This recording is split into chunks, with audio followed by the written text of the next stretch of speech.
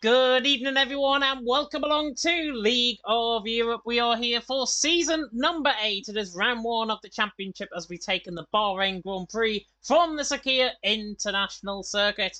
My name is James Head. I'm going to be taking you through the stream, as always, on a Saturday night. And joining me in the commentary box, a very deep voice, of course, in the commentary box tonight is Mr. Killer Blue. Killer, how you doing? I'm doing very well, thank you. Excited to be with you. Excited for the pleasure and the privilege of commentating Division One. I've made the short hop from Division 5 and Division 3. It's my first time in the big league, so looking forward to it.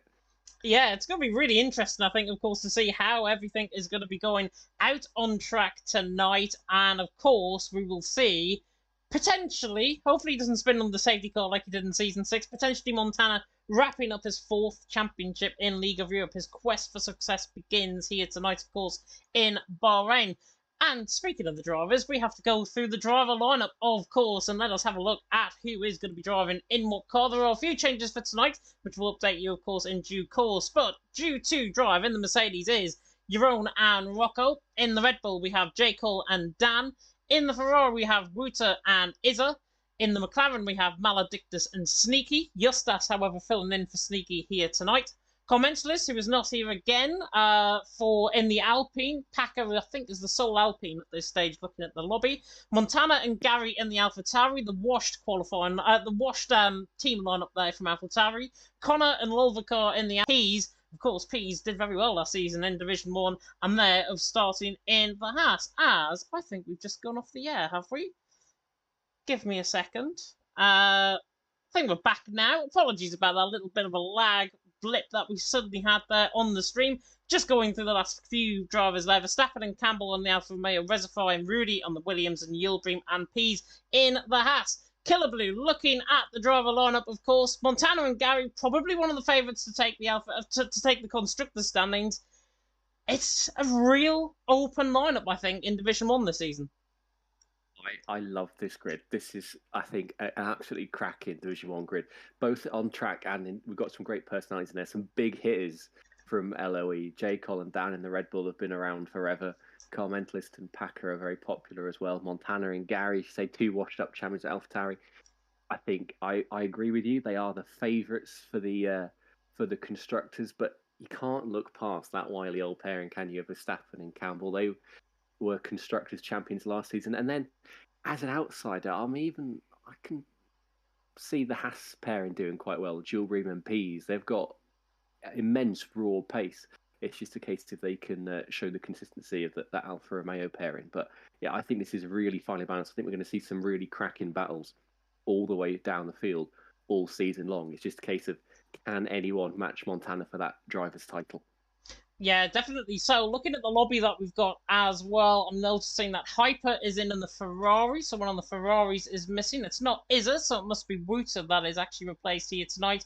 Forza Brendan also in the Alfa Romeo. I think he is obviously filling in for Campbell, who's currently in Hungary along with Lenny and Toxic, of course, who is in Hungary at the minute. Hopefully not too drenched after the downpour that they had earlier on in real life. And just looking through the lobby as well, I don't think we've got anybody else in as a reserve. Everyone is full-time. So they are the only current changes to the driver lineup, of course, coming into tonight. Looking though at the pairings, Killer Blue, Connor Rolvacar, Aston Martin, that's an interesting pairing because Connor's one of the favourites for the championship. Rolvacar has had a good pre-season. How do you see the Aston Martins getting on out on track? I think that's a really, really super pairing. Connor, I think, is really the standout who can take a challenge to Montana, unless, of course, Justas ends up racing every week. I think he's first reserve, so he's got a good chance of that. Lolvacar had, as you say, really strong preseason. I commentated over him at the Spain social race, and he had a fabulous race there, and he looked really at ease in Division 1, and we know that LOE Division 1 is super competitive, so I think he's going to take like a duck to water and pick up some really strong points from the get-go. I think Lolvacar will outscore Gary. I hope Gary doesn't mind me saying that. I think Montana will outscore Connor, so it's just a case of how those scales balance as to where that constructor's title could end up between those two. But yeah, as you say, that's another great team that I think is very much in the mix. Yeah, definitely. So Commentated and Packer, I think Alpine. Commentated obviously back next week. I think they've got a good chance in terms of the constructors. It is quite wide open, to be honest, in terms of the driver lineup. However, though, we are here in Bahrain. We're due to get going very soon indeed. So I'm going to spawn in the new track map that we've got. 5.4 kilometers in length, 3.3 mile, 15 turns away to now. Drivers out on track here in Bahrain. 3 DRS zones, of course. 1 down the start-finish straight, 1 up the hill and towards turn number 4, and then 1 down the all left 2 pit straight into turn number 11. In Colour Blue, this is one of the tracks where we like to start off at, of course, in Bahrain. How will the drivers take to it? Because I have seen on this game, in Bahrain and PSGL Social Race, the curbs are very deadly on this game.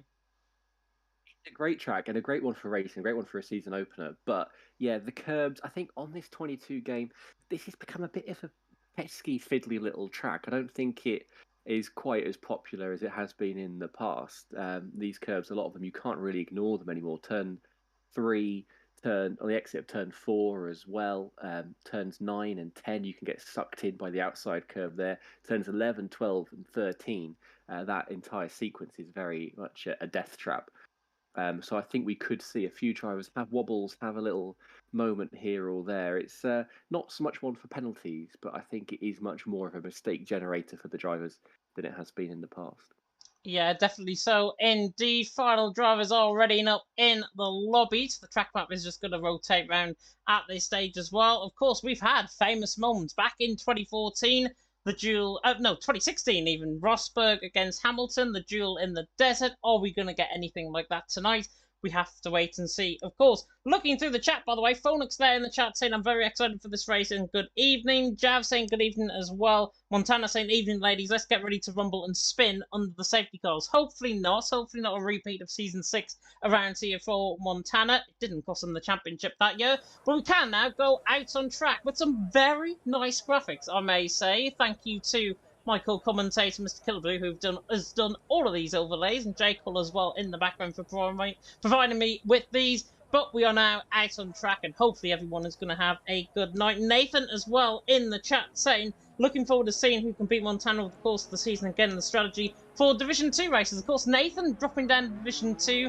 Big loss, I think, in terms of the lineup. He hasn't really gelled with the game so far. Hopefully these drivers might gel with the game. I know we were speaking with J. Cole a little bit earlier on, and he was saying he's hoping not to spin out on track. But speaking of spinning, Season 6 champion NSX Montana is the first man out on track, and need we introduce him? To be honest, he's a 3-time champion in LOE.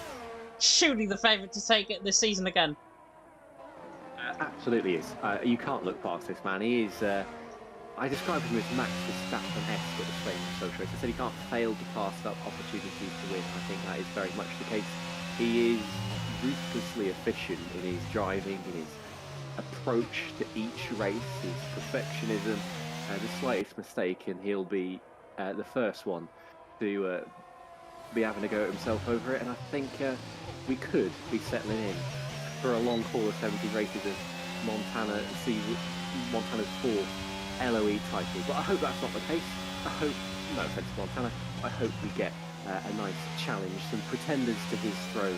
He's only vacated it for a season, he's back to claim it once again.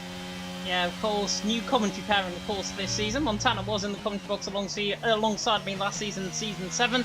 Last time, of course, he competed out on track in LOE. He was the Drivers' Champion in Season 6 and already a 3-time champion. Season 2, Season 4, and Season 6, I'm tempted to say. It might be a 4-time champion, actually, so I might have got that wrong. We'll go on board with them with Montana on the run down in towards turn number 1. The DRS, of course, enabled on this qualifying lap, and 200 mile an hour already gained on the run down in towards turn number 1 on board with the AlphaTauri. Breaking up the 50-metre ball, turning the car in through turn number 1, through the left-hander of turn number 2, and then through the right-hander now of turn number 3, and looking very, very nice as he does so. Right, I've got the track map up actually on the right-hand side. Coming now through up the hill in towards turn number 4, opening up that second DRS DRS zone, of course. We'll see what his first sector is like. Around a 28, I think, is a good first sector through here, and it's a 28.2 in the first sector from Montana, of course. As we go through the session, the track, of course, will evolve as Montana now comes through in towards turn number 8. Stroll, of course, famously rolled his car there in 2020. Hopefully, nobody's going to be doing that here tonight as Montana now comes to the double left of turns 9 and 10. One of my favourite corners on the track because it's so tricky under the brakes. Montana, though, making it look very, very easy and very, very skilled indeed. Down the old F2 pit straight on the run down now in towards turn number 11. And he's looking very, very good, I've got to say, on this lap so far. Through the left-hander of turn 11 and then through the right-hander now of turn number 12. Car killer corner, as I like to call it. Rides the curve though, and Montana takes plenty of it. 106 flat in the middle sector. Comes now through the middle sector split, and now through turn 13, and then on the run down and towards the final couple of corners at turn 14 and 15. And took a very assured lap for Montana so far. Maybe to go around the 127 mark, I'm expecting, through the final couple of corners. On the run to the line now, opening up that third DRS zone. Montana on the run to the line. That's 27.7 to start off the night. Very good lap indeed. Laps from Montana. If I'm being picky, there were a couple of missed apexes, 11 and 13. There's a little bit of time in there for him, but I know from Gary that Montana's done 0.2s earlier in the week, so there's certainly time in that, but that is an ominous marker to lay down for Montana. Although Jules Bream's just beaten it by a third of a tenth of a second, 27.7, and some good early bankers going in all the way down the field as well. Gilbream, yeah, 27.7 going quickest ahead of Montana. Rudy there in third, another possible favourite for tonight, 27.9. Seems to gel really well with this game so far. Of course, PSGL F1 drive this season from PSGL F3, of course. There's a hat spun coming through turn number 3. I think it was Gilbream just backing off his lap. Justas there, current defending champion as a reserve this season, by the way, and he's there in 5th position so far. Of course, filling in for KVR Sneaky here tonight, 28 flat from him. Gary as well going 4th with a 28 flat. Gary's only 3 tons off Montana. Who is this? Actually, in the AlphaTauri. Not to be dishonest to Gary. Who is this? He's 3 tenths off Montana. That's not bad at all. Gary is a new man this game. He's been really strong looking in practice. He's been doing low 6s, even thinks he can nab a 5, I think, if he hooks his lap up. And he's been complaining about 6s and 7s, saying it's slow. And that he's done laps that are comfortably quicker than what Jules Bream does. So Gary, he did this fight for pole position. If Jules Bream and Montana have a scruffy mid-part, end-part of the session, Gary can nab a front 2-row start here, no question. I'm surprised as well at Justas only on a 28.0 for his first lap, reserve though he may be. And I also want to give a shout out on the first lap to Forza Brendan, only a D1 reserve, first time in D1, 28.1, P7 after first run. Lovely stuff from the former D4 champion.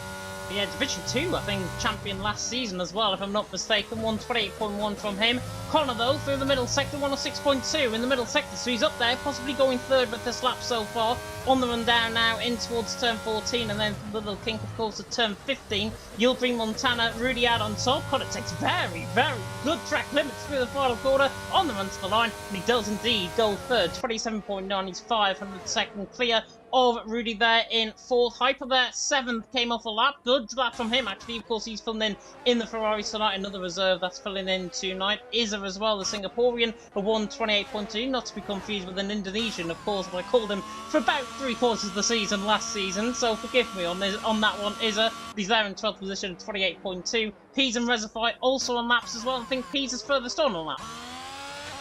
It wasn't a particularly mega first sector, a 30.8, so I think there must have been some dramas there in turn 3, like over-rotated the car, possibly just got a little out of shape through that clumsy turns 2 and 3. You want to cut turn 2 and then ride the curb 3. Montana was very aggressive with it, but you're playing a risky game there. You sort of Russian roulette. You can kick the rear end of the car out a little bit. And I wonder if that's what Pease did, or if he just went sailing on into turn 1, his middle sector, very slow. So I think he has fully backed off, but he might be just charging his battery to go again. No, he's still in hot lap, so I think he's just going to get a slow banker on the board. But it's nice to see that with Resify coming through the middle sector as well, that we're going to see everybody having set a competitive lap time halfway through the session, because having come from D5, I'm used to getting to 5 minutes left and slowly half the drive a set time.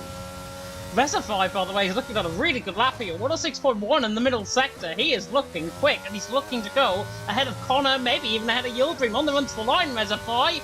27.8. Not a bad lap time at all. The Relentless Man, his debut here in Division 1 this season, and he goes third with a 27.8. Not a bad lap time at all from Reservoir, who goes a 10th clear of Connor, but obviously track evolution is going to be absolutely key, and the majority of drivers now are out on their outlap once again. I think it's an Alpine of Packer, if I'm not mistaken, who was furthest on. He's on the run down in towards 10.14. I think it's easy to forget, just quickly with Resify, that this man was in D4 last season. This is his D1 debut, and he's just casually gone and stuck it on in third place on his first run. Cracking effort from Resify. Let's have a look at Packer towards turn 1. This is an awful braking because you have an eternity to think about it. In fact, sometimes you want to go a little bit deep, pick up the throttle nice and early, so you can carry more speed through 2 and 3. Packer not being too aggressive with his shifts. See how he pushes turn 4. Again, you want to get down into third gear, crank the car in early, because if you just go a little bit wide there, the corner is off camber, the car just wants to wash across the track, and it's easy to slip away from it. 28.4, nothing too spectacular from Packer in the first sector. Let's have a look how he approaches turns 8, 9 and 10, the hardest complex on the circuit, I would say. That's picks the throttle up nicely, the car's outside the track, you want to flick it in, go down the gears, you don't want to brake it. You want to brake it as much of a straight line as you can, because that front left unload, very easy to lock. So that's nicely done from Packer, and he's on a very tidy lap so far.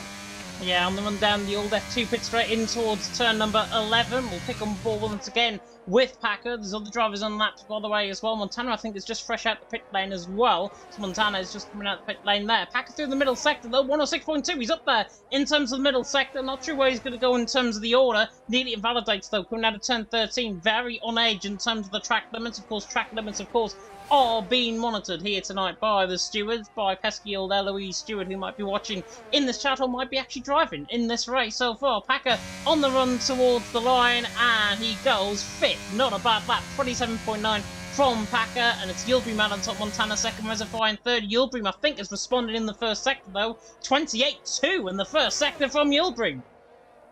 10.5, that's a big margin to find. I mean, it's only on par with what Montana did on his banker, but the fact that Yildirim has already put himself on the cusp with a 0.5 overall, and he's still got 2/3 of the lap to go. Let's have a look how he goes through turn 10. He gets the car turned in nicely, straightened nicely on the power. That was beautiful from Yildirim towards turn 11. You want to keep the car to the outside of the track as much as you can to lessen the angle of the corner. Use the curb on the inside to rotate the car. He goes a little deep into there, but he picks it up nicely. Wouldn't have scrubbed too much speed off. Flat through turn 12. It's a tricky one in the race as the tyres start to go off. He has lost a little bit of time there, and then misses his apex at turn 13 as well. The time has just ebbed away from Yildirim a little bit on this lap. Let's see how he approaches turn 14. You don't want to use the curb here because it's so bulbous and bumpy, it's going to unsettle the car. He picks his turn-in point nicely. It's a short run to the line. Stay left the shortest possible distance, and he does improve. He does find most of that time back, but it's a 5.97. I dare say I think Montana is probably going to beat that, because Montana's going even quicker in the first sector on this lap. Yeah, it's only 28.2 though on the first sector from Montana. He's around 600ths of a second off compared to Yildirim's first sector. So we'll have to wait and see what Montana can do. Taking out a turn number 10 there. Apologies, by the way, if anybody heard a FaceTime call in the background. My girlfriend was trying to call me when I was commentating. I've said I'll call her back after we're finished. But it's Yildirim out on top, Montana second. Justas, by the way, in third. Good lap from him. 27.776. Only 0.004 of a second off Montana. But he said a 105.9 in the middle sector. Montana is on fire. On the run down now in towards turn number 14. What can the AlphaTauri man do? What can the Season 6 champion do as he comes now down in towards turn number 14? Do the right under the little king of 15, and now on the run to the line. It's going to be very close to Yildirim's time. I don't think he's going to beat him though. Oh, it does by a 1/10 of a second. 27.4. Yildirim there 27.5. Justas currently in third. Reservoir hasn't got another lap in, I don't think. 27.8 there. He improved up to fourth. Izzas went fifth as well. Don't think there's anybody in lap apart from Connor, who's a 1/10.5 up in the first sector. That was a sexy lap from Montana, if I do say so, but I think Connor is on course to match it, or even perhaps better it. Montana was below that 106 threshold through the middle. Where's Connor going to be? Just over at 106.06, so he'd need the mother of all final sectors. He'd need a low 5 through the final sector to come anywhere close to Montana, I think. But that turn 13 was very nice, just 14 to go, and again, it's another awful corner because you have so long to think about it, which just incentivises you to mess it up, really. Here we go now, DRS open to the line. Where's Connor going to go? A 27.718. solid, if unspectacular, I think, from what we might be expecting from Connor this race. It pops him nicely in P3, though, 6/100ths quicker than Justas.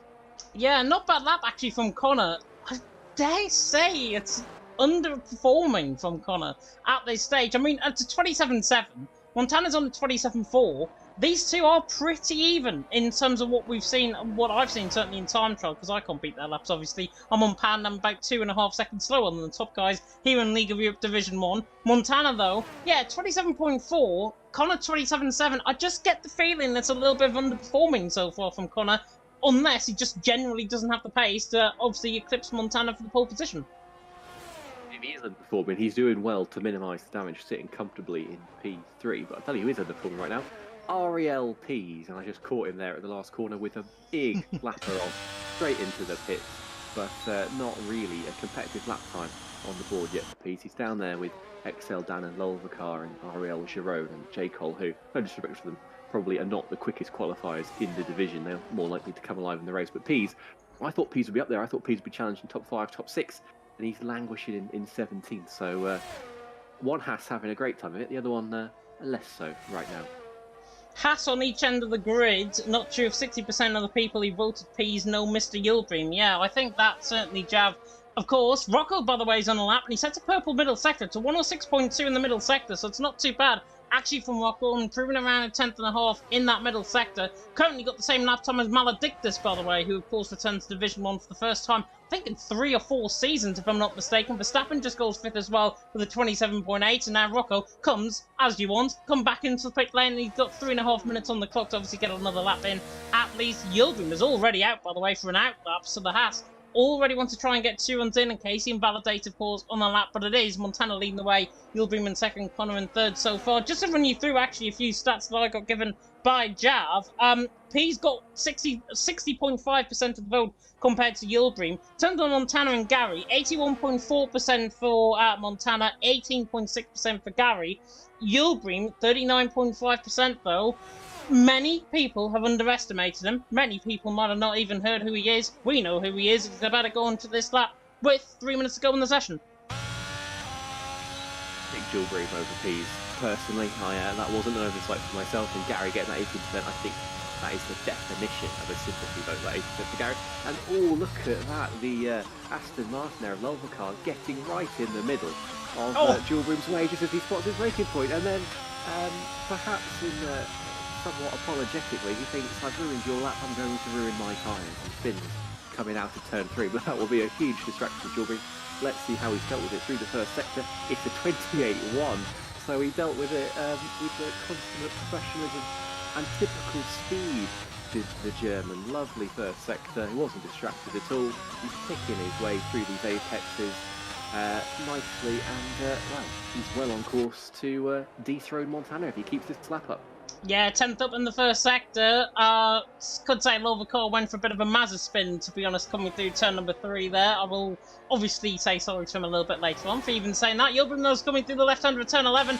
Really fighting the rear end, actually, coming through turn 11. Through the right-hand of turn number 12. This is quick from Yildirim in the middle sector. 105.8 in the middle sector, and it looks like he's not even breaking sweat as he comes now through turn 13. And on the run down and towards turn 14 and 15, the Red Bull getting out of the way off to the right-hand side of that, but Yildirim on the run down and towards turn 14 and 15. This is looking quick. What is Montana going to do though on his lap? I think he's on a lap actually coming through the first couple of corners. Yildirim now on the run to the line.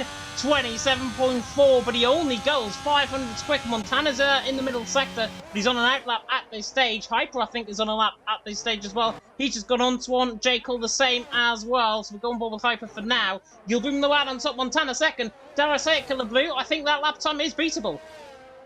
Thank you very much. It's a horrible waiting game now for Yildirim. I hate it when you do your best lap first because you're just waiting for yourself to tumble down the time. I don't think Yildirim will tumble too far, but he's got Montana and Connor very much with himself in their sights. Forza Brendan is just starting his laps. Have a look at Hyper coming through turn 10. It's nicely done. I'm not seeing too many mistakes at turn 10. You expect to see lockups or even just getting sucked in the curb on the outside, as I mentioned earlier on, and Hyper's got some nice weaving in his way there. That's one of the Red Bulls. I don't know if it's J. Cole or Dan. He uses all of the curb and all of the extremities of the track to open up turn 11 and then catches a big snap, getting on the throttle too greedy there from Hyper. Connor's retired from the session. Turn 3. Hyperlane's on a big lap. Yeah, he's got caught probably on the curb on the track somewhere. Another car weaving in hyper lanes way. That's one of the Mercedes. He had a big moment through 11. Did hyper on the exit, but it didn't affect him too much because he had a really strong intermediate 2 time. And I think this is going to throw him right up into Justus Verstappen territory. Oh, not quite so much. His last sector wasn't as good as his first two. A 914, but he's really close in that battle between 7th, 8th, 9th, 10th, 11th. Less than a 10th between them all. Yeah, definitely so. Yildirim not on a lap. I think he's just about to get another lap time in, though. He's back in the pit lane, so Yildirim was done. Montana's only 7,000 up, though, in the first sector, so we'll see what the Avatari man can do now coming through the right-hander of turn number 12. Is it a 105.8, like in the middle sector? Or it's a 105.7 in the middle sector, where Montana's absolutely absolutely going for this lap, coming to the right-hander of turn number 13. On the run now down in towards turn 14 and 15. Yildirim currently out on top, Montana second, Connor there in third. Crash out on the exit of turn number 3, as we mentioned, but Montana now coming through the final corner. Is this the pole position for Montana? On the run to the line. 27.3 it is, but what is Justus doing? He's 600s up in the middle sector, so the Lithuanian is not improving in terms of this lap, and I don't think he's even going to improve his position as he comes down through the right-hander. Pease goes 5th, 27.8. Where did that lap time come from him? Reservoir goes 3rd as well, 27.6. Justus to the line, goes 5th, 27.7. He wasn't quicker than Connor in that. Is on the run to the line, goes 3rd. 27.6 from his, a very good lap time from him. Viper's backed off. Rudy and Gary are back in the pit lane. Maledictus has backed off. Yaron is on a lap, though. He's 2 tenths up in the middle sector, coming out through turn 14, and then through the kink of 15, and on the run to the line goes the Mercedes. I think he might go around Rocco sort of area. And he does. He goes ahead of Brendan, in fact. He goes 13th. Maledictus, if we say, he's backed off a lap. Dan also backing off a lap. He improved a 10th of a second, though, in the end on that final lap. But it is Montana. Who else on pole position? Yildirim there in second, though. Asa there in third. Shock top 3, I've got to say, apart from Montana. Well, indeed, but Montana, that was kind of what we expected, but it wasn't disappointing, was it? That was a fabulous battle between him and Yildirim, and Relentless decided to join the party right at the end there. Stunning laps from Izak, Resify and Pease, and I want to have what some of Resify's been having for breakfast the past 3 months, because to go from Division 4 to just casually popping it on the front 2 rows in your D1 debut, that is a mega performance from Resify, and we don't have a driver who qualified, but if there was, I have to give it to the D4 champion. Yeah, definitely so, and we'll go through the full grid order now, and it's 700ths of a second separated in the top 2. But who else out on top? But NSX Montana, he is out on top by 800ths of a second, as we say. Yildirim there in second. Isa there in third. Resify on debut here in Division 1 in fourth. Very good lap time from him. Connor there in fifth. I think he'll be disappointed possibly with that qualifying session. Justus in sixth, the reserve. Pease in seventh. Verstappen in eighth. Hyper there in ninth. And Gary rounding off the top 10. Then it's Packer, Rudy, Yaron, Forza Brendan on his debut in 14th. And then Lulvacar there in 15th. Rocco, Maledictus, Jekyll, and Dan, Oil 19 drivers. And you know what? The full grid is separated by just less than a second out on track. Not a bad situation at all to be in. Montana, though, out on top. Yildirim alongside him on the front row of the grid. This is going to be quite interesting.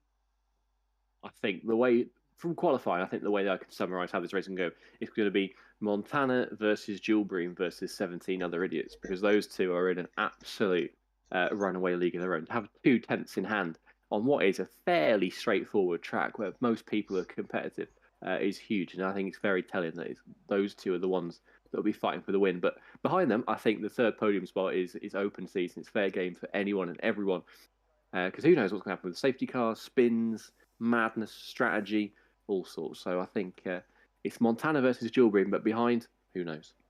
Yeah, definitely. So Connor there starting in 5th position as well. Going to be very interesting for him to try and make up, obviously, the positions out on track. Let me run you through once again the track map in question. 5.4 kilometres and then 3.3 miles, 15 turns awaiting our drivers, of course, out on track. 3 DRS zones, 1 down the start finish straight, 1 down in towards turn number 4, up the hill in towards turn 4, and then 1 down the hill in towards turn number 11 on the left-hander as we come now through into the end of qualifying, and we're about to go live, of course, back into the race. And that was just a quick reminder in case anybody who's tuning in for the first time to League of Europe is tuning in. And if you are, like, comment, subscribe, tick the notification bell, of course, if you're new, And at this moment in time, 32 viewers, which is not too bad for League of Europe Season 8. Certainly higher than what we got last season in terms of that. Maybe people have been following me from my PSGL and WR comms. But looking through the strategy that everyone is on, wow, that's a mix-up in the terms of the strategy. Wasn't expecting that. Montana and Yilbrim on a set of medium compounded Justas on a set of mediums. Rocco and Dan on a set of mediums.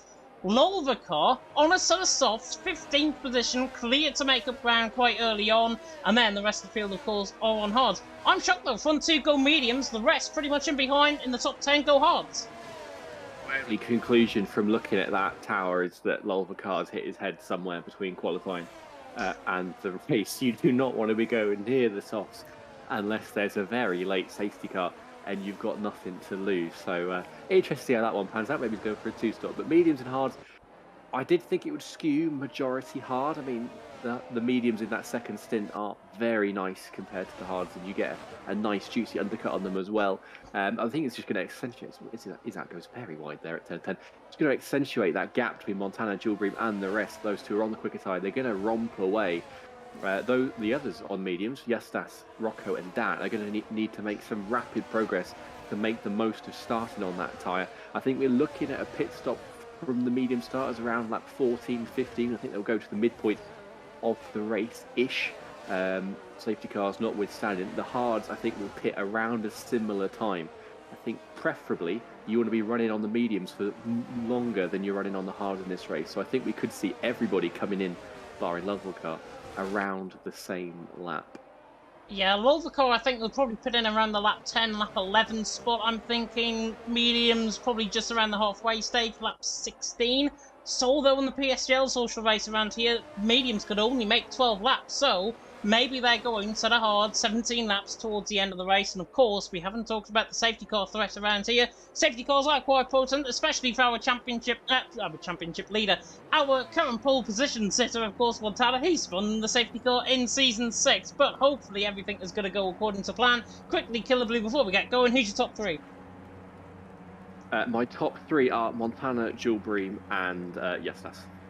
Peter's been disqualified from the formation lap as well. Hopefully we'll get a better camera angle than this. There's a view down in towards turn 1 with Montana. There's the run down, and the 5 red lights are now coming on in the gantry for Season 8 of League of Europe Division 1. And it's lights out and away we go. And Yilbrim gets a very good start on the back of Montana, but Montana absolutely eases away. It is a slow off the start. And now Justas is going to try and run side by side on the run down in towards turn 1. Terrible camera angles coming through turn 1. But Montana leads the way. Izza actually forces the inside line for second and gets Yilbrim coming through the right hand at turn 2, through the right hand 3 now, but it's Montana that leads away. Already a second, I think, over the gap. Justas there to the inside line. Avisa running up the hill and towards turn 4. Rocco's already lost a few positions further down the field, but Justas through and he's into third. Walters through, and the mediums are now first, second and third out on track. Hyper and Reservoir fighting side by side. And Reservoir loses the position to Hyper, so he's up through and he's into 7th. Lolvacar, by the way, has absolutely cruised through the field at this stage. There's a spinner in the middle second. That's Forza Brendan that has spun, coming out of turn 5, I think that is. But Lolvacar is now side by side with Euron and absolutely sails on by. The traction on those softs are absolutely key. Lolvacar has just disposed of Euronus if he's not even there. He's through already. He's into 9th from 15th on the grid. Yeah, on this first lap, the hard tyre is absolutely not it. Justas up 3 places into top 3. Massive progress from Lolvacar as well. Reservoir on the hard, down 4 places from that amazing qualifying. He's struggling for traction again out of turn 11. Lolvacar on those softs is all over the back of him. He's going to have a look into turn 13. This will have to be a very brave dive there.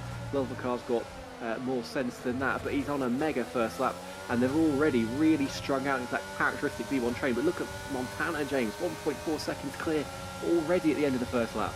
He is. Lolvacar makes another move though down the inside line through turn 14, gets the job done on Reservoir. Soon he's into 8th. Montana though sails away out in front with a 1:33.1 to set his first lap. Now into lap number 2. Montana leads the way. Yilbrim there in second. Justas there in third. There's a fight going on further down the field in the meantime. Rocco and Jaco were fighting side by side, and they could still fight side by side into turn 1. And Rocco has to force it down the inside line and to spin in the throw ground. And that's Rudy that has been spun, I think, by Maledictus. So Maledictus spins Rudy out of contention for turn 1. Lolvacar now side by side once again with Hyper and absolutely sends it down the inside line. Lolvacar overtake a machine out on track. He's third and he's into 7th. The Aston Martin absolutely excelling out on track. Hyper there in 8th. Literally sat still. Reservoir in 9th. Your own there in 10th. Lolvacar has now gained 8 positions off the start. Absolutely unbelievable. The softs are clearly coming into play early on, but for how long are they going to last? Forza Brendan, by the way, insta-quickly. I think he picked up damage after contact with the wall coming out of turn number 4 as Peas and Izzers off. Turn 10. Izat went completely straight on at turn 10, and Lolvacar's taken another position. They're up into 6th place. Someone's had their wheat of picks today, because I think he's at 8 places now that he's made. What a start from that man. Sorry to cut across you there, but yeah, Izat had a brain dead moment into turn 10, went straight on there. Yeah, potentially a lock up on those set of hard compound tires of Lolvacar, though, in 6th position. Now making up remorseless ground. He's got Peas in the foreground. He's got Connor to try and latch onto as well. Connor has been dropped as well by the medium runners, and that is not good news for the Aston Martin. Will the Aston Martins, though, actually work together? Connor, Peas, Lolvacar, 4th, 5th and 6th, they will be coming across the line. But it's Montana, the Season 6 champion, who leads the way by 1.4 seconds from Yildirim there in 2nd. Yossas there in 3rd, DRS now enabled. This lap around will not be enabled, of course, until we get down the old F2 pit straight, down in towards turn 11. That's not needed, though, for Rocco, as he sends it down the inside line, and Maledictus further down the field, and he gets the job done. He's through, and he's into 14th. So Rocco through into 14th. Mediums now working for him out on track. Dan there in 17th as well. He's on the back of J. Cole, running up the hill in towards turn number 4, but they're not actually quite close enough. And do you know what? Actually, they've got DRS down the straight, I think, down in towards turn number 4, so I just lied to you all there. J. Cole, though, has let through Dan, and Dan's through and he's into 16th, so clear Red Bull team orders. Very sensible decision there. Dan on the medium tyre on the quicker side doesn't want to get caught up behind J. Cole at all. He can try and crack on with some of these hard runners. Maledictus and Pacquiao being the first two, so I think that's a no-brain decision there for the Red Bull team to have J. Cole up ahead. But look at Lolvacar, he's within 0.3 of a second of Peas, and Peas is hounding Connor. Connor's not having a great time of it today, is he? I thought even on the hard tyres he'd be sticking closer to just less than what he's doing, 2.6 seconds, and Peas is following very closely indeed on the same tyre. Well, I'm just going to predict the future at this point. Lolvacar's going to have Peas and Connor in his back pocket down in towards turn number 1, I think, because look at the speed. He's just latched onto the back of Peas. He's got 50% battery, and of course battery very important on this game to try and obviously save as we go through. But Lolvacar so much quicker at the final corner, within 0.2 of a second, now crossing the line. And Lolvacar, look at the speed he's got compared to them. They're going to go 3 wide, I think, down the straight though, and Lolvacar on the inside line. Connor has to go to the middle, and Peas in the end is blocked in. He has to come all the way around the outside now, down the inside line, in towards turn number 1. Lolvacar, though, in the back pocket, through, and he's into 4th. Connor there down to 5th. Peas there in 6th. Literally no response from the Aston Martin. Peas there on the back as well of Connor, not getting quite close. The Lolvacar through and he's into 4th, and you may as well call me Mystic, James, because I predicted that from an absolute mile off. That was fabulous racing from all three. Plenty of respect given, plenty of space, but hard racing nonetheless. I think Peas will be feeling a little bit miffed that he couldn't get past Connor in the process. He just got boxed in a little bit by the two Aston Martins. I don't know if that was intentional from them, but it worked a treat because Peas is still behind Connor, and Connor will be grabbing some DRS from his teammate for a couple of straights. Yeah, let's have a look further down if we've got anything close going on. Dan is very close to the back of Maledictus, was pushing the McLaren through turn 10 there. He's dragging J. Cole with him nicely. That decision to swap the Red Bulls around has done wonders because Dan's in a prime position to try and make overtake here. Although the problem is, as you know, James, very much better than me with D1, the problem is everyone's got DRS and it all kind of neutralises things out a little bit, so perhaps it won't be quite so easy to make the overtake after all. Yeah, the problem is as well, I think there's going to be an Irish cork in the bottle as well, because Gary is now losing touch to Jeroen, or to Verstappen even, there in 11, and he's been not really hounded by Rocco either, so Gary is now becoming a real cork in the bottle. He's basically splitting off the front pack. That is Lolvacar all the way down to, I would say, Reservoir, and then Jeroen, Verstappen and Gary, 10th, 11th and 12th, and there now we're going to lose a bit of ground. Dan, though, down the straight, absolutely sails on by Maledictus. He's still there on the outside line, running down in towards turn 1. The Portuguese man, though, is not going to give up. The XL man down the inside line, though, gets the job done. So the Dutchman through on the Portuguese, and he's through and he's into 15th. Maledictus now going to come under pressure from the other Red Bull, who goes spinning through turn number 3. J. Cole sends spinning through turn number 3. The Kerbers caught him out on the rear end of the car. And he said he was going to spin, and now he well and truly has. Unfortunately for him, that was the most unfortunate point because he looked like he was going to get the job done, and then he spins. I think that was a bit of over-eagerness on the throttle from J. Cole. You have those moments where you can sense an opportunity brewing, whether it's a lap time in qualifying or overtaking the race, and you just think, I'll just get on the throttle just a blink quicker than I normally do, and inevitably that kind of thing tends to happen. Unlucky for J. Cole because he wasn't. He was at the back, but he was showing good pace all the same. I'm surprised Lolvacar's not really catching the top 3 or dropping Connor just to change subject. I wonder if those softs are starting to go off a little bit. I used it around lap 10, lap 11. I think Lolvacar will be lucky to get that out of them. I wonder he might be coming in more like lap 7, lap 8, because you can see already this is starting to flow back towards Connor and Pease in terms of the pace dynamic between these 3. Yeah, well, the softs do go off a lot quicker on this game compared to the last game. And look at the gap, it's 3 seconds. Justas has got DRS, Lolvacar's got nobody to work with in front of him, and now he's becoming the real cork in the bottle because he's losing time. Rocco, by the way, is going to try and go for Gary down the inside line in towards turn number 1. Down the inside goes the Mercedes, and Gary easily swept on by the Mercedes. So Spooney's into 12th, Rocco. Gary there down in 13th. Will try and fight, obviously, for that position. Back up the hill, he will have DRS, but so does Rocco. And Rocco within DRS of Verstappen just tries to idle away from him. And they're now 12th and 13th out on track. Lap 6 out of 29. This is myself, James Head, and Killablu taking you through the action, of course, here tonight, as you can tell by the left and right hand graphic on the bottom. Montana, though, out on top from Yildirim in second, Justas there in third, Lolvacar there in fourth, currently struggling in terms of his pace. The pace drop off now around 2-3 tenths per second on this lap so far, and possibly to get even bigger than that as we go through. Connor, Pease, is a Hyper Reservoir, Roan top 10. I think Dan has gone for spin. He's in the wall, and he's out of the race, coming out of turn number 8. Not sure what happened there with Dan. He's out of the race, and it's a full VSC out on track. So full VSC out on track, and Dan has obviously hit the wall on the right-hand side. I can only think that might be wheel-related. It's a strange place to lose it, unless he got on the curb on the exit of 7, and the curb sort of speared him off. But no, he's so far. He's almost at turn 9, so yeah, that must have been some kind of technical issue for Dan. Because you're not going to lose it yourself there unless he caught the curb on the outside of turn 9. It can suck you in, but it's a strange one. Is Lolvacar going to pit? Yep. No, but Justas is. Oh, he is. Justas coming in. That's a bizarre one. I did not think we'd see the medium runners pit in at all, because I would expect them to take the mediums another 7 or 8 laps at least, but Lolvacar makes sense. Justas, I'm a little bit confused by. It's a cheap stop, but he'll be slower than Montana and Yildirim when he comes out. He will be, but if the VSC obviously stays out for another half a lap or so, he will get those tyres up to temperature for certain. And Justas, that is not a bad call at all. I've got to be honest. He's there in 14. Got a free pit stop out of that. Izza's just picked up a drive-through for speed on the VSC, and I think a few have, actually. Connor has, Izza has, and J. Cole have all picked up a drive-through penalty for speeding under the virtual safety car, and that is unfortunate. So now Connor and Izza pretty much out of contention. You can rule them out. Justas would have wanted, I think, those tyres to be on at least an extra half a lap, that VSC to be out an extra half a lap. Because look at J. Cole, he's on 6th lap all hard, and he's all over the back of him and going for the overtake in towards turn number 8, around the outside line. He goes, the Red Bull and the McLaren fight side by side, and the XL man, just with too much traction, sails on by, but Justas is going to get him, probably down in towards turn number 1, I would think, next time around, and then his tyres will definitely be up to temperature. But for Justas, it's more long-term than short-term. Not only, though, with that VSC, as he failed to get the tyre warm-up phase out of the way under a VSC, which, as you say, was very good thinking, but his hards are going to be so much worse than Montana and Yildirim when they come in, because they're going to be out there for another 7-8 laps. They're going to have tyres that can be 7 or 8 laps fresher from then on, and even now, those mediums will still be quicker. And what have we seen up there? It's just Connor coming in for his drive-through penalty, as is Isaac.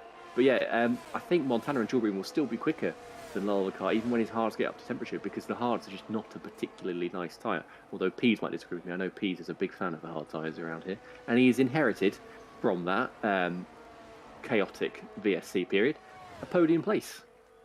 Yeah, Justas, by the way, is already ahead of Connor coming out the pit lane, and this is before Connor and Izza obviously have to make their pit stop, so they're going to be miles behind, and they need a safety car, ideally, to get back in this race, and Justas has already cleared Connor by around a second. However, they'll side by side in the background, Lolvacar on the inside of Izza. This is for P14, currently out on track. Those hards are now back up to temperature, and Lolvacar sails on by, he's through, and he's into 14th. Izza there down at 15th. think at least, of course, 19, 20 seconds, I think, in terms of that drive-through penalty. And that is going to set them even further back because, obviously, they haven't made the pit stop just yet. Medium runners the bad on track. Montana and Yilbream currently first and second position. Rocco, by the way, did come in the pit lane as well. Under to go on to the set of hard compound tyres under that VSC, of course. He's there in 16th years off the back of the pack, though, with Izzo and Rolvercar in front of him by around 6 seconds at this stage. Montana and Yilbream, I would say they've only got a good 3 or 4 laps in those tyres, maybe to keep on going. If they obviously extend their stint to around lap 18, lap 19, they can maybe get softs, but softs do wear off quicker, as we've seen with Rolvercar. It's a surprise. I was just about to say how Pease was going to get a drop, but he's just set it the fastest lap of the race. He's used all of his airs to do it because he's down to 2% as he's approaching the break zone turn 1, but nice from Pease. He's keeping himself in this race for now, and this will be the point where it will start to shift towards the hards and the mediums, but the line between them is so blurred that, you know, it's very much down to the driver more than it is the tyre at this point. In the hards and the mediums kind of hang on forever at this sort of same pace level. We've got any nice battles further down. We've got Verstappen with Gary and Packer in close company. I think that's probably our closest battle on track right now. We've got Izzat and Lulvacar. Now Izzat's got his tyres are back up after that drive-through. I think he's going to have a go at retaking that place. But I think Gary's in a good position here because Verstappen's been caught exposed from Reservoir's DRS, and now he's very vulnerable to excel Gary's pursuits, I think.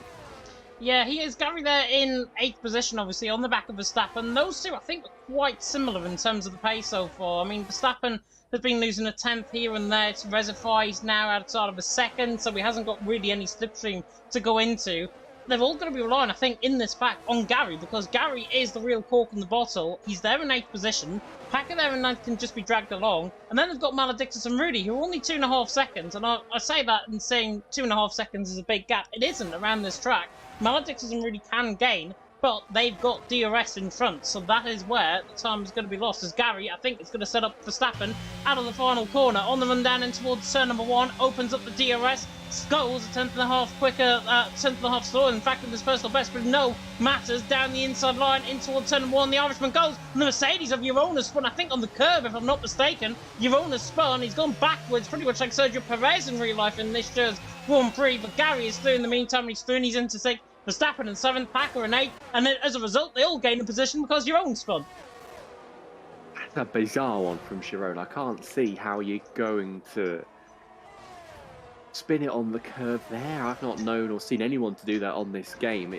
He must have just not been looking at his braking point or his turning point and just hit that inside curve where it's a bit bumpy, because, I mean, you don't normally do that. Normally, you don't go anywhere too near that curve. It's not one like turn 4 or turn 14 at the end of the lap where you can clip it sometimes. Like, I've not known anyone to go too near turn 1, and somehow he's managed to spin it there. I say that's respect to Jerome. That's very impressive. But as you say, this little gaggle of Gary, Verstappen, Packer, they've all picked up an extra place in the process.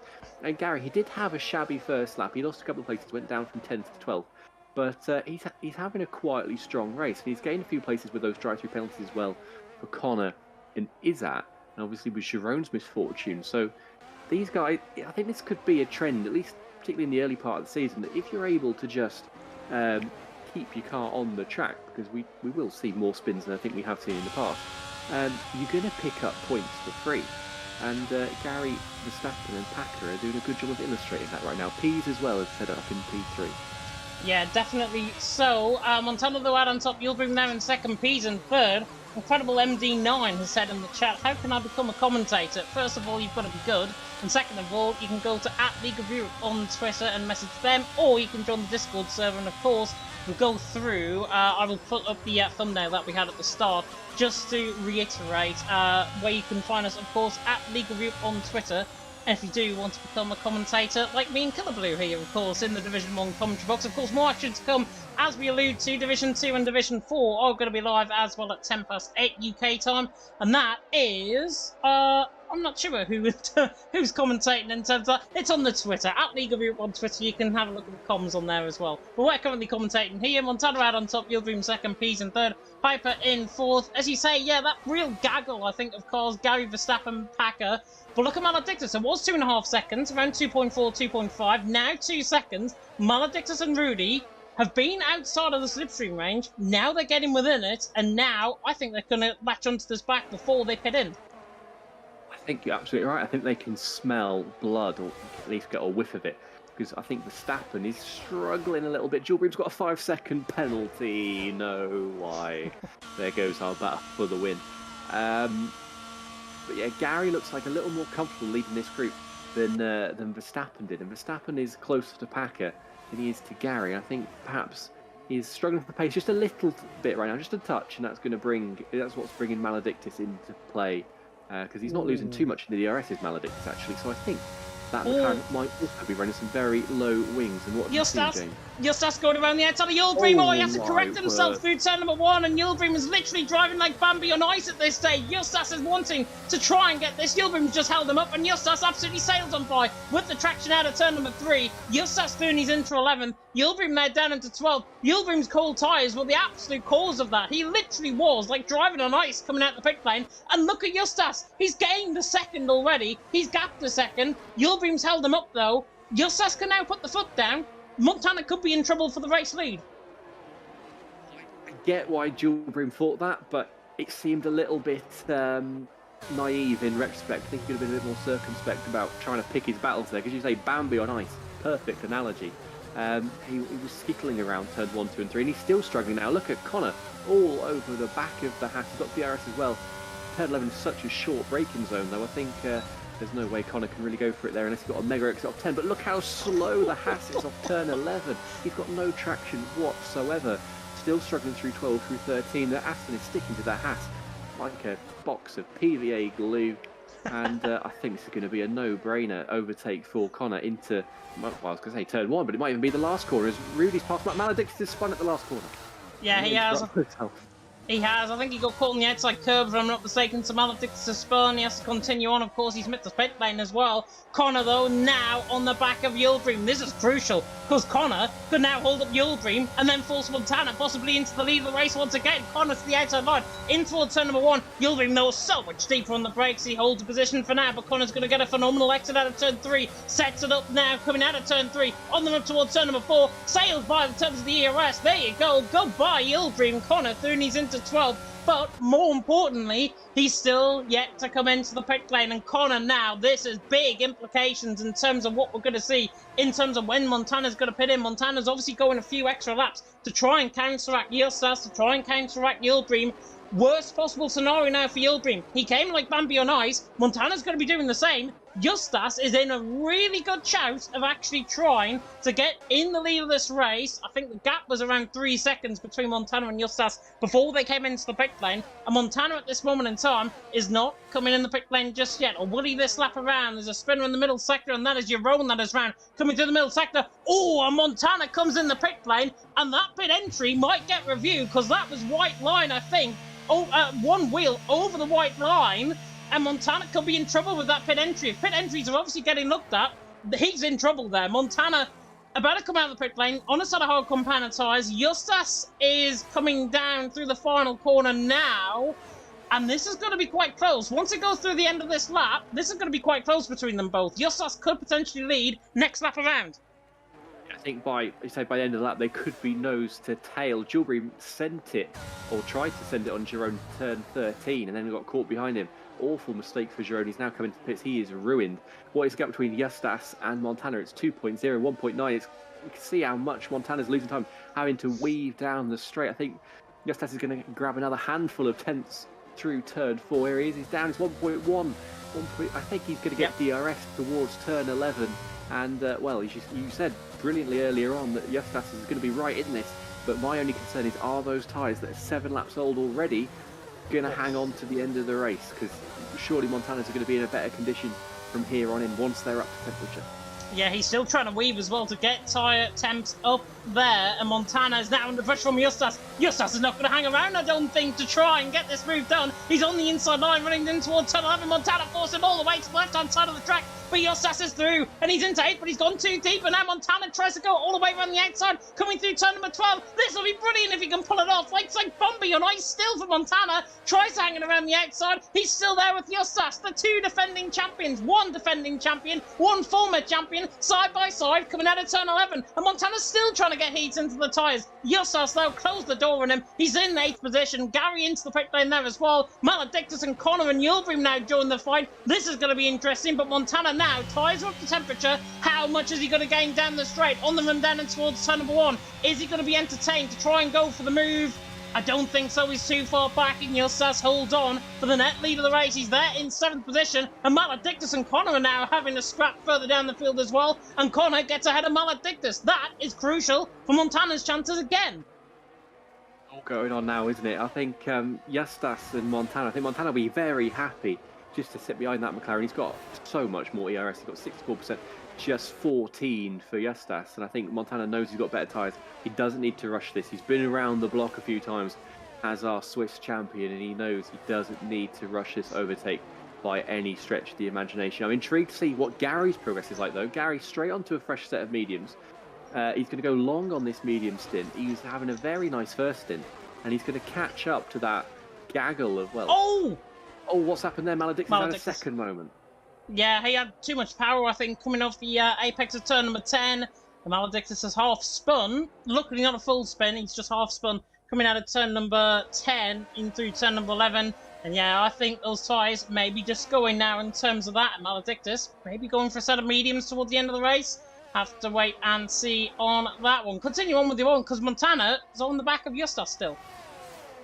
He is, and I think this is going to be a very textbook DRS overtake, late braking into turn 1, easy as you like. What's happened to Verstappen there? He's been passed by QBR Packer, his QBR comrade into turn 1. Packer has dispatched the Alfa Romeo, and here comes Montana on Justas. Is he going to pull out? Is he going to spot this braking point nicely? No, he's going to wait, or he thought about it, backed out, and then went for it again. Beautiful racing from Montana. He played Justas like a piano, and he's through back into the net lead of the race, and I think he's done that beautifully. He's got the second dose of DRS up the straight as well.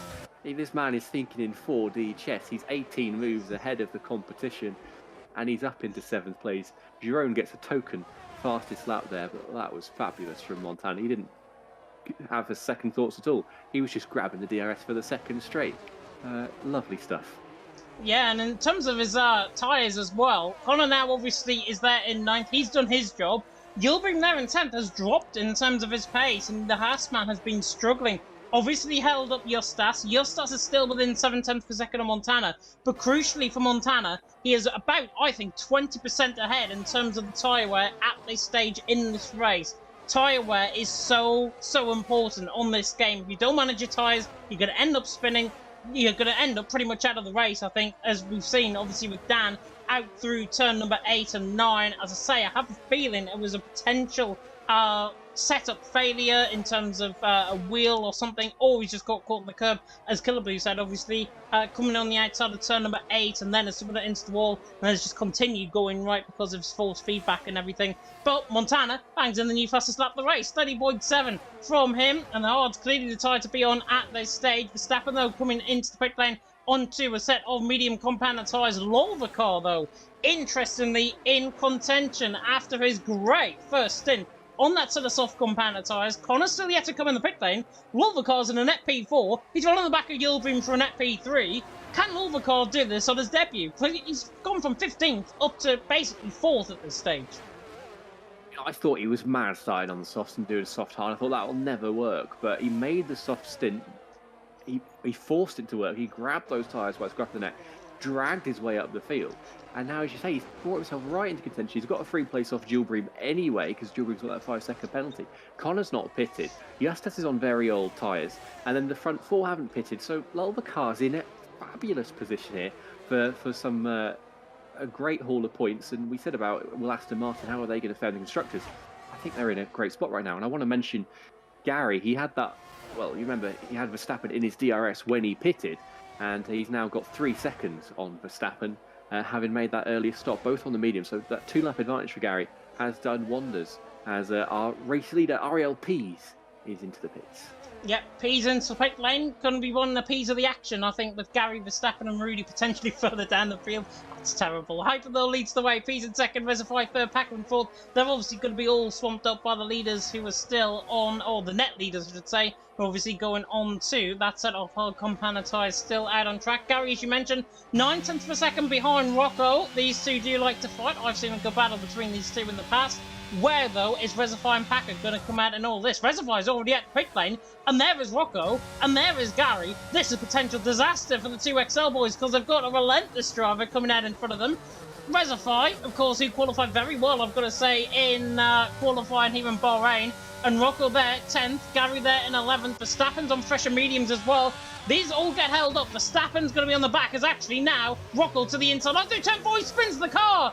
Rocco, he had that move 90% sewn up, and he's got 2 happy on the throttle, 2 trigger happy, as Rudy and Packer are side by side. Rudy sailed by Packer, coming through turn number 5 and 6. Everything is now kicked off. Rocco those spins. Reservoir now being overtaken by Gary around the outside through turn number 8. Good job there by Gary.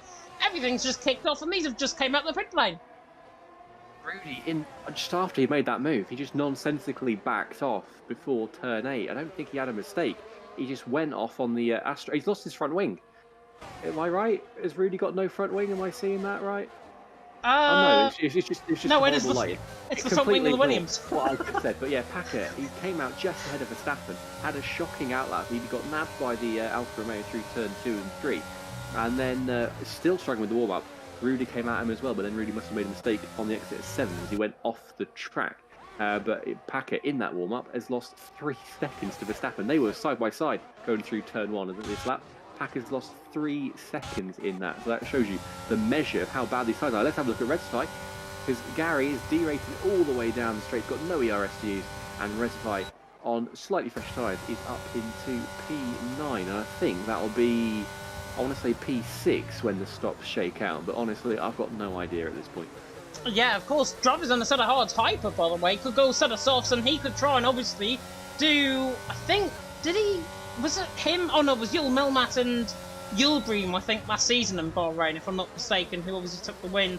And they went on an alternate strategy, and they were 1 and 2. My bad. Hyper, though, has still got a good chance. He'll come out the pit lane, I think, in around Reservoir, Gary, Verstappen sort of area. Those softs do only last, though, 4 or 5 laps, as we've seen with the Volvo car, and then his tyres will go off. So Hyper's got to continue on that to the hard compounder tyres. 13.2 seconds to Montana. He will not be worried about that in the slightest. He'll be more worried about the gaps further down the field. As I say, with the likes of Gary, Verstappen, Packer, Rudy in that sort of area is where I expect him to come out, maybe even behind those guys out on track as well. But lap 20 out of 29 begins. Hyper leads the way, 13.1 seconds. Holding his own, actually, over Montana there. He was a little bit shaky coming out of the final corner there, Montana, there in second. Yussos there in third, then it's Connor in fourth, Yilboom in fifth, Volvocar in sixth, Pease in seventh, who possibly could still yet pick up a podium, because remember, Yilboom's in net P3, Volvocar net P4, Pease is closing on them quickly, new fastest lap of the race, he's only 2 seconds up the pace compared to these guys as well. Pease is in a good chance, and Haas are now coming alive in terms of the early constructors fight as well. Pease was a net P3, and he's going along nicely. He's behind Volvocar and Justas now because of their earlier pit stops under the VSC, but say going along really nicely, not too far away from that lead group. And you know what? I'm very surprised, pleasantly surprised at Justas. I thought once he was out of Montana's DRS with tyres that were 7 laps older, he was going to slip into obscurity, but he's hanging on to the back of that Alpha Tauri, an absolute treat. He's only 1.4 seconds behind, and that gap has been stable for some time now. Going really well as Justas, on for a really solid P2, and even though he's yet to make a pit stop, Connor on the tyres he started the race on also going along nicely. So I think this is quite finely poised at the front with the likes of Justas, Julbream, Lulvacar, Pease. I think they're all gonna concentrate up and congregate together in the next 4 or 5 laps, and we could see a thrilling battle for that P2, P3 place. I just want to say, by the way, I don't know if we've broken the YouTube algorithm or something here. We've got 61 people watching. Thank you so much, everyone who is tuning in so far. Hope you're all enjoying the stream. If you are, and if you are enjoying it, like, comment, subscribe, tick that notification bell, of course, if you're new. And if anybody is asking, Yana What is not here. Hyper leads the way from Montana in second, Justas in third, Connor in fourth, Yulbeam there in fifth, Lolvacar in sixth, but P's closing in on Lolvacar on the run down in towards turn number 1. Is a Reservoir, Gary 8th, 9th and 10th at this stage as well. Peas on the back of Lolvacar, running up the hill in towards turn number 4. DRS not on for Peas at this stage. Next lap around though, it will, because Yulbeam and Lolvacar, they're going at the same pace. They're on 5 laps. Pretty much younger tyres, Yulbeam compared to Lolvacar. Peas is there in 7th position. They're doing a very good job, I've got to say, out on track as well. But Peas in 7th position in a net P5. Technically a net P4 if you include Yulbeam's 5-second penalty, and we'll run through the penalties quickly because only 2. Yulbeam on 5 and Yaron on 3, and those are the only penalties so far out on track. The P's on the back of Lolvacar, trying to hunt him down, and I think he might get him some point in the next few laps. Yeah, his only problem, Peas, is we've got a yellow flag. That is an Alpha Romeo. As Brendan's lost it last corner. Yeah, Peas' only problem is that Lolvacar's got DRS and has been chilling.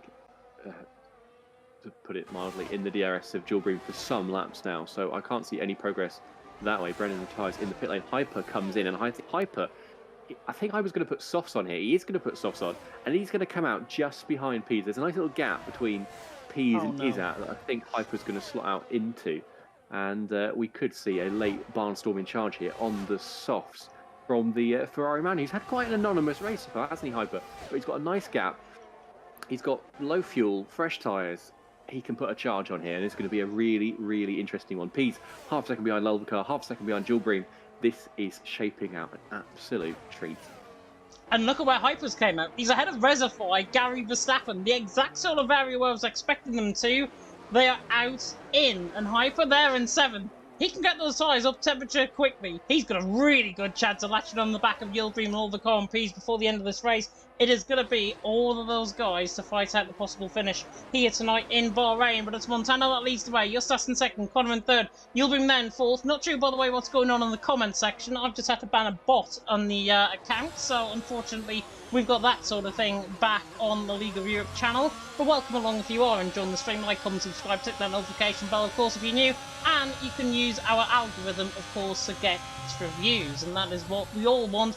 Probably, I think this is breaking all of the records that we've set ever in League of Europe in terms of the live viewership out on track. But it is Montana that leads the way. Justas in 2nd, Connor in 3rd. But Killer Blue, Peas on the back of Lolvacar, is right on the back of him this time around.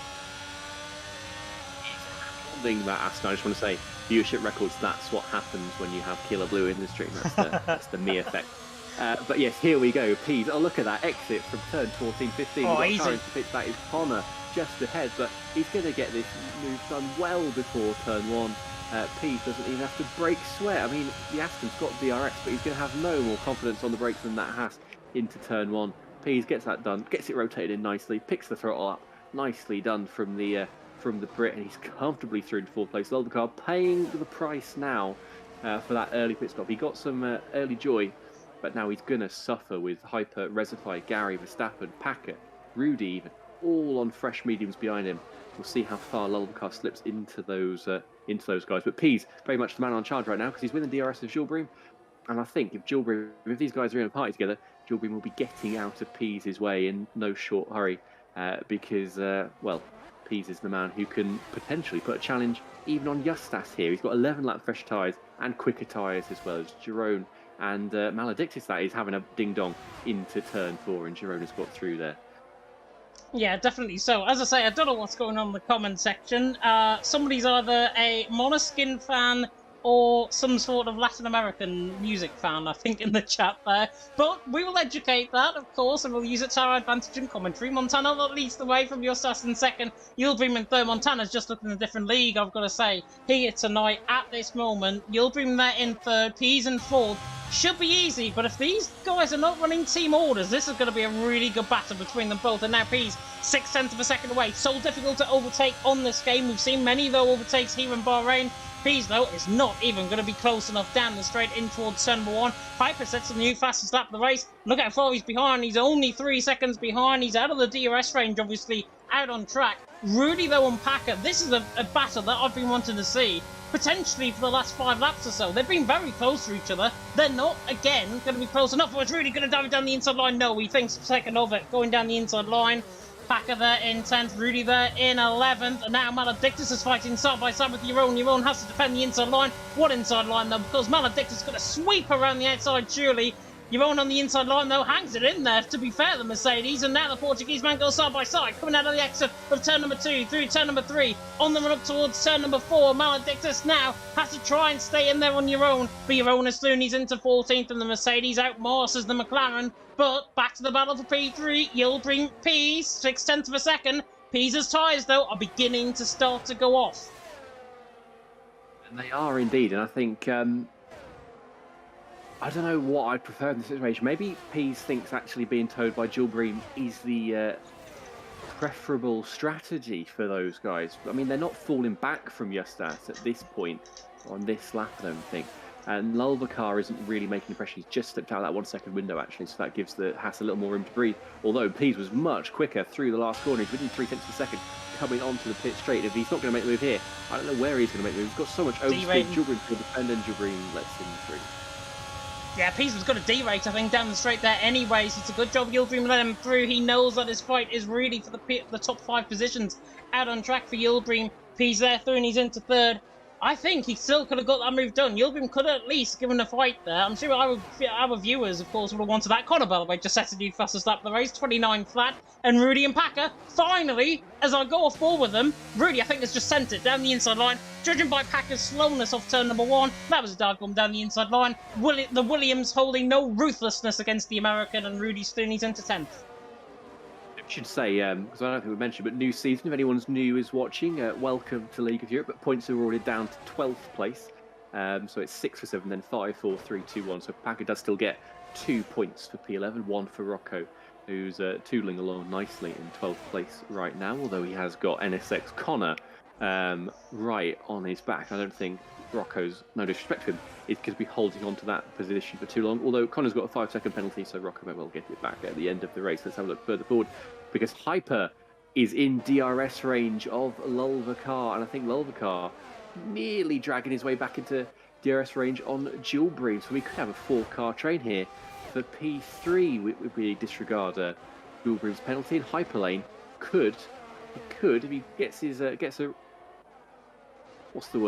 a rush on, could find his way into a podium place here, which I have to say I was not expecting at the start of this race.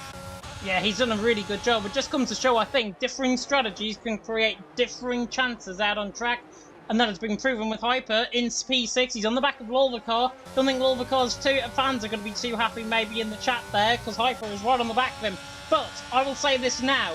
Hyper in 6th position. His tyres are going to go off before Lulvacar's, and Hyper is going to be in trouble in 2 or 3 laps' time. I think he'll be in trouble. Connor, by the way, sails past Rocco down the straight in towards turn number 1. Jeroen and Izza are going to fight side by side as well in towards turn number 1, but the Ferrari hangs on from Jeroen, who doesn't decide to go for the move in the meantime. Lap 26 out of 29. Montana, that man there, out in front by 2.2 seconds. Gap extending slightly from Justas there in 2nd. Pease there in 3rd. That could be a top 3 at this stage. Hyper, though, on the back of Lulvacar. Look at the exit he's got down at turn number 10. Sails on by. Lulvacar's fans are unhappy. Hyper through and he's into 5th. That was easy.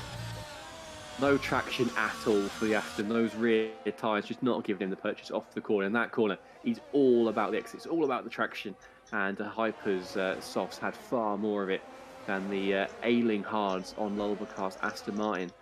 The back, I think Rudy could pick up another scalp here. He's already got one off Packer. He's now within DRS range of Verstappen, who has had a quiet race, shall we say, in P9, along with Gary and Packer for the most part. And I think Rudy could pick off another place here. I think he's the only driver really, above, if we look at Maledictus and Jeroen, who are in a position to make an overtake in these last couple of laps. D3, by the way, apparently has ended early. The lobby host has left and the lobby ended, apparently. So, good evening to everyone that might be tuning in. That's why we've got a big viewership, because Division 3's ended. Montana, though, leading the way. Justas in second, P's in third. 3 laps to go. Further down the field, though, Maledictus on the back of Euron. I know it's for 15th and 16th. This could be a good battle. Saying that, though, Euron's in the pit lane. Maledictus through, and he's in the 15th, and Euron in the pit lane. Going for fastest lap attempt, clearly. He's in the pit. He's coming out of the pit lane and going for that fastest lap attempt. Unbelievable, but it's Montana that leads the way. Justas second, P's in third. Dan has just left the session there as well. And Jav, by the way, is saying in the chat as well, unreal scene in Division 3. We just came on to that, actually. Race ended lap 22. Migrated host and Cody's putting an end to the race. What a game. What a race. Still developing, though, here in Division 1 in the meantime. So if you're coming over from Division 3, don't worry. We've got you covered. P's there in third. Yilbrim there in fourth. Hyper there in fifth. Hyper's tyres, though, are beginning to go off. He cannot gain or lose time now to Yilbrim or to Lolvacar. He's gaining a 10th here and there, but is it enough to try and counteract Yilbrim? Obviously with that DRS and obviously with that 5-second penalty that Yilbrim's got. I think Hyper's got the tyres left, as you say, to overtake Yilbrim, but he doesn't really need it. You mentioned the 5-second penalty. So long as Hyper can keep Lolvacar behind him, he's sitting pretty. I think he'd be a little bit disappointed he wasn't quite close enough to make a podium charge. But he's doing nice enough in P5, and that's going to turn into P4 in 2 laps' time. Let's have a quick look at Rudy Watch. He's in Verstappen's DRS range. Verstappen D rating. Rudy has a little DRS to use, and he's putting it on now. He's going to close all the way towards turn 1. That red light blinking is an invitation for Rudy to overtake. Verstappen moves to the centre of the track. Rudy's going to try cut underneath him. He's going to have a straighter line through 2 and 3 and carry more speed. He's got better traction, I think, through that higher line, and Verstappen covers the inside, and Rudy just says, whichever way you go, I'm going to go the other way. And he's going to try to sail around the outside, but on that off-camber corner, the car just wants to walk wide a little bit. They're going to be side by side through the hill of 5, and it cascades away through 6 and 7, and Rudy is through into P9, and Packer keeping a watching brief, wondering maybe if he could pick up another position as well with a lap and a half to go.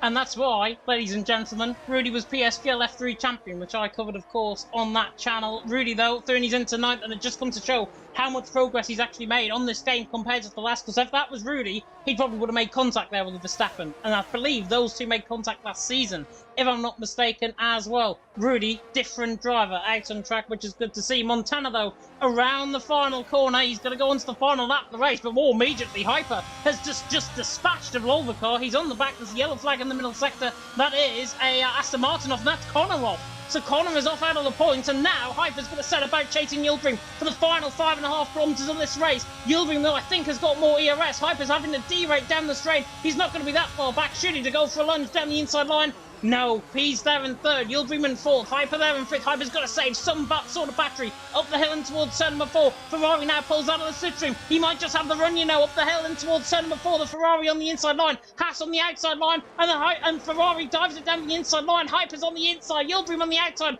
Yilbrim hangs about on. Hyper's now going to save up that ERS in this middle sector to try and fight back. That was a battle Hyper absolutely did not need to pick, and he's still going for it into turn 8. He forces his spooks to go very deep there. Please tell me he's not going to try to send this into turn 9. He's got P4 anyway with the 5-second penalty. He doesn't need to try and send this, but he's hounding and hustling that Haas round the final few corners. But I just want to give a quick shout out to Montana, because he has been completely unchallenged this race, and Justas as well. Fabulous, mammoth second stint on those hard tyres. While Hyper is still hustling the Haas round 11, round 12, into 13. He doesn't need to pick this fight, and still he continues. He does, but Montana continues on his rampage down in towards turn 14 through the final corner. Hyper and Yilbrim are going side by side. We'll go above that in a second, because Montana round the final corner. He's back, and he takes the win here in Bahrain. Yilbrim and Hyper now at the final corner on the run to the line. Drag race to the line. He doesn't need the position, Hyper, but he will get it anyways because he finishes in 4th. Great race from him. Yilbrim there in 5th. Great battle and through the final couple of corners as well. Montana, though, takes the win. Justas there in 2nd. Reserve, by the way, Justas this season. Not a full-time driver. Maybe he wishes he was a full-time driver after that race. P's there in 3rd. Hyper there in 4th. We'll run through the rest of the grid at the minute. Rocco, by the way, comes across the line to score the final point-scoring position. We wait on Isa, Maledictus, Euron, and J. Cole. But Montana dominated from the front, took a 1.5 second lead onto lap number 2, and just didn't look back from then. Of course, with the tyres Justas gave him a little bit of trouble, but Montana overcomes that trouble, and the Season 6 champion is back, Killer Blue. It got too embarrassing for the rest of the field, did it? It's only 2.6 seconds in the end, but there wasn't a moment, there wasn't a corner in that race where Montana looked like he was at risk of breaking sweat or putting a foot wrong. That was calm, controlled from beginning to end. Lovely from Montana, and I think that is an ominous gauntlet that he has thrown down to everyone else in Division 1 for what is to come. He's opened with maximum points, although barring the flat point, and I think, well, he's put himself in very good stead for the rest of the season. He really has. Driver of the day, what about England fans? Do you know what? Wolvercott, yep, driver of the day, certainly from me. Gained 15th in the end, up to 3rd. Drove a really, really good race. That first stint was absolutely critical to his chances. And may his fans rejoice in the comment section after that. But it is this man here, hopefully not giving out free copies of F1 22 on the top of the podium. It is Montana who goes to the top and prances around like a daft ballet. But Montana takes the win out on track. He lifts the winner's trophy. And he is back from Season 6. Of course, missed out on Season 7 last season because he was in the commentary box with me. He is back here in Season 8 and takes the first win of the season. Fantastic stuff for Montana. Will he look back for the rest of the season? Who knows what's going to happen as we go, of course, to Imola next week on the 6th of August. And we'll go through the calendar as we get towards the end of the interviews there as well. But to run through the rest of the field, Montana takes the win from Justas there in second. To be fair, Justas drove a very good race, and only 2.5 seconds off the pace. He'll be very bored with that. Pease in the end, 7th up to 3rd. After his qualifying session, he put in that final lap, and then finishes P3. Good job from him. Hyper there, P4. Good job from him. Wolvercott, arguably driver of the day, I think, in 5th from 15th on the grid. Reservoir there in 6th.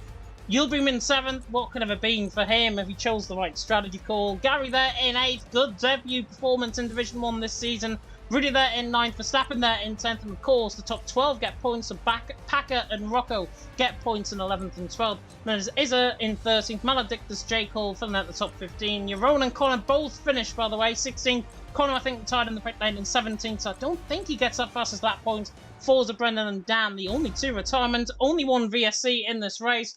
And that is how we like to start Division 1 this season. Brilliant racing out on track, and Killer Blue Montana is back. It absolutely is, and all I can say is thank God for Justas, otherwise that race would have looked even more dominating. And I hope Justas ends up racing most weeks, otherwise it's going to be a very long season for everybody else. If Montana is that cozy up top, because without Justas that would have been a 7-second win. For Montana. Pease wasn't really, and no disrespect to him, on Montana's level at all today. No one was, and as you say, it can't be described any better than he is back. A Montana-esque performance for NSX Montana, perhaps poetically on his return to LOE. Definitely. So, do you want to put a message in, by the way, in the Division 1 chat, just to see if we've got any body for interviews out of the top 3? I absolutely can do. No problem. I will run through the calendar then in the meantime while that is being filled in. And this is the calendar that everyone has got to look forward to this season. No matter if you're in Division 1 or Division 4, it's all on the same night. And hopefully it's going to be really good racing out on track. As we alluded to there, Imola round 2. That's going to be an interesting race. I've never seen Imola on this game. I've driven it, but I haven't actually commentated on it on this game so far. So that's going to be quite interesting. 6th of August, of course, next Saturday at 6:30 in Division 1 and 3, or Division 2 and 4. Going to be, of course, at 8:10 UK time. Austin, marking the first of the Americas trips for round 3 on the 13th of August. Miami there, first time I'm going to be seeing that on the calendar in round 4 on the 20th of August, and it's Monza for the 5th round on the 27th. Singapore then in round 6, whoever decides to put on Singapore, I hate you. 3rd of September in for this round number 6. Britain round 7, we go home on the 10th of September, then it's France for round 8. Am I miscounting? No, round 8 for France on the 17th, and then Australia round 9 on the 24th of September. Then we go into October and we go to Hungary. Of course, Real Life Grand Prix happening tomorrow. Potential for rain, I've heard, maybe in the race. Don't discount me on that one if that is not true. but it is the 1st of October for Hungary. Then in Baku, Azerbaijan on the 8th of October. By then, maybe wrapping up our champion with Belgium on the 15th of October, Austria on the 22nd of October, and then we've got a full race, a full week's break for, of course, Halloween and the half-week term. Spain on the 5th of November, then it's Saudi Arabia, Brazil, and Abu Dhabi to end off the season. And a fun fact for everyone, Abu Dhabi is 2 days before my birthday. Remind me the week of, and I will be sure to wish you a very happy birthday on stream. Perhaps we can get a happy birthday, James, in the stream chat to commemorate. I think we've got all 3 podium sitters in the Division 1 waiting room now. We have indeed, and I'm just going to transition them in now. Apologies if you can hear this coming through on Discord in the background, but I believe we have our top 3 here. Hopefully everything is going to be working on their mics. And we'll first go to Montana. Season 6 champion is back here tonight in Bahrain. That was quite easy. Well, easy is the wrong word. It was quite sweaty and a bit on the edge, but yeah, perfect start of the season, I would say. Montana's back. Yeah, Montana is back indeed. You didn't look back from lap 1, turn 3, I think it was. You had a 2.5 lead from then. Continued on in that race. You had a bit of pressure, though, halfway through from Justas. Talk us through that strategy call to go a few laps deeper into the race. Yeah, so the virtual safety car was the was interesting bit, where I reversed on track to get the delta positive, because we all had like a -3 second red delta when the safety car started.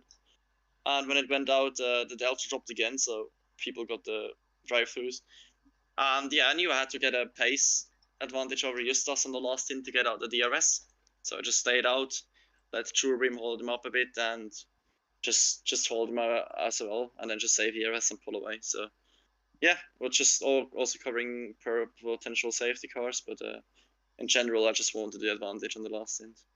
Yeah, definitely so. I think it was, as I say, quite easy for you out on track. Killer Blue, I'm going to come across to you. Any questions? Yes, I want to know about Imola, because it's a very different track to Bahrain. A lot more chicanes. How do you feel about Imola compared to Bahrain? I mean, you're NSX Montana, you're amazing everywhere. But for you personally, how does Imola stack up to Bahrain? I'm going to clip that quote. I think, at least before the patch, I enjoyed Imola. I had good pace and I was quite comfortable, but I probably have to figure out some weird setups again, like today. So I look forward to it. I think I have a good chance there. It's a good track. I'm a bit more scared about the 2 American tracks after that, but Imola should be fine. Yeah, should be fine indeed. I think there's nothing to be said from me, certainly, about Imola. Nathan, though, asked you a question in the chat. What round do you think you'll win the championship by? Oh, the round Connor gets banned because of too many penalty points? I think we'll leave it at that before it goes any too deeper than that. Of course, Montana taking the win there. Go and enjoy your evening. Thank you very much. You guys are legends. See you next week.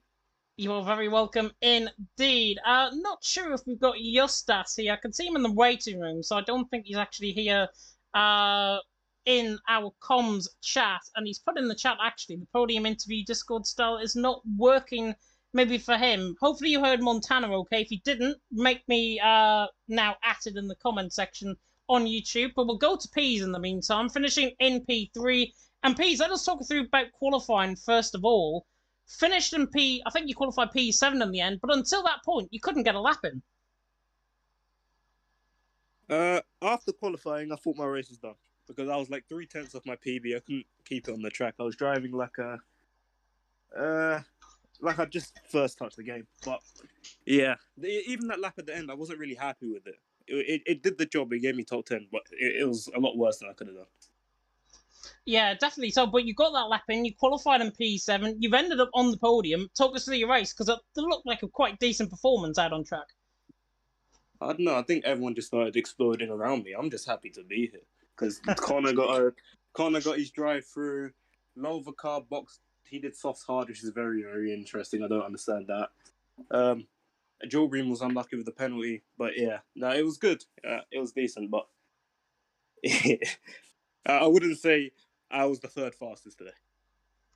Yeah, not the third fastest today. Obviously, a lot happened around you out on track. Killer Blue, I'm going to come across to you. Any questions? Yes, I want to talk about your season at large. I know you're a driver I quite fancy to rack up a solid haul of points this season. What are your ambitions for the season? Presumably, based on what you just said, you weren't expecting to start with a podium. So what's it looking like going forward now, having got that benchmark? I don't know. I'm just here to have fun, drive, because I could have decent pace, I could have stinky pace. It depends race to race. I'm not really aiming for anything. I'm just here to enjoy myself. That's fair. Man after my own heart. Until there's a win on the line. Final question from me as well, please, before you go. Imola next week. How do you think you're getting on around there? P20. Did I say any more? Lowest finishing P's position. 20. Yeah, lowest finishing position possible. Lowest finishing position possible. I like it. He doesn't want to give himself a potential position just so he can fail, and then he ends up back on the podium again next week. So it's not too bad at all. Very good stuff, Peas. Question as well from Jav in the comment section. Will you be reporting Montana for crossing the white line into the pits for a potential P2? I couldn't even see that. I think he was like 3 miles up the road. I don't think that's my problem. I don't care, because I think even if he gets a penalty, it doesn't affect me, so I could not care less. Could not care less. Montana, I will come across to you. Anything you want to say on that? Because we caught it on stream. I think that stream is going to get DDoSed. No, I think I just touched it like Verstappen did, so I don't know what's wrong about that. 20-second penalty sounds good. I always take a white line during a race, that's fine. Yeah, it was interesting. Let's just say I had the camera angle, and it was a slight wheel going over a white line. Might not get looked into, that's but connection glitch. That's just a glitch. Just a glitch. Okay. Well, we'll wait for the stewards and see what they're going to say. Obviously, out on track. Peace, though. Go and enjoy your evening. Thank you. You are very welcome indeed. I believe Justas is not available for an interview, so a big thank you to Montana and Peace for joining us in the commentary booth. Much appreciated, of course, as always. And as we've got up on the calendar there, it is Imola next week. Killer Blue, how do you think the drivers are going to get on around there? Because Imola is a track that is quite tough. It is. It's Chicane City. It's a track I've not driven too much on this game. But it's not one of my personal favourites. I know it's a track that tends to favour the wheelie-inclined driver more so than those of a paddy disposition. And I think if Bahrain's a mistake generator, I think Imola is as well. Those curbs can be quite nasty. Much bigger chance of rain as well, of course. Needs noting we could very much see a wet race or a wet quali. So I'm looking forward to it. But, all I hope, and my hope is the same for every D1 race this season, I just hope it's not a DRS train. And we get some nice strategic battles and some variation, and maybe the odd safety car. And if we get that, I'm a happy man.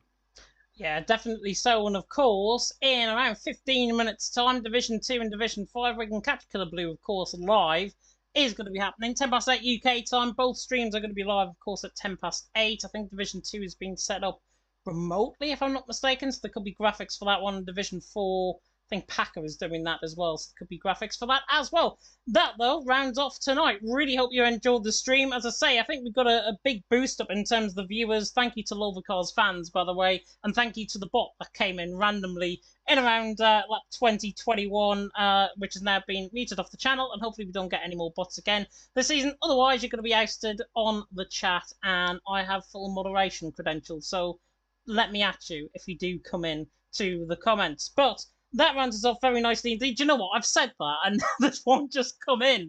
Absolutely typical. I really should shut up, I think, at this point. But a big thank you, of course, to everyone that tuned in. Really hope you enjoyed the stream. We're going to be back, of course, next week in Imola for round number 2 of the championship here in League of Europe Season 8. But until next time, for myself and Killer Blue, thank you so much for watching.